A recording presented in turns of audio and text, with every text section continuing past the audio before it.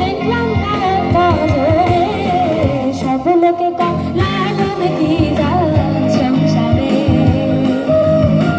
সব লোকে লালন কি যায় সংসারে, সব লোকে লালন কি যায় সংসারে।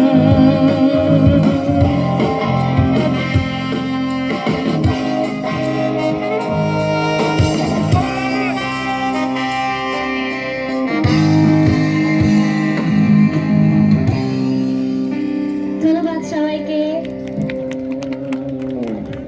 আমি আমাদের জাসাসের আহ্বায়ক হেলাল খানকে এবং সদস্য সচিব জাকির হোসেন রোকনকে এখানে ডাকছি এবং অ্যাডভোকেট লিওন ভাই আপনি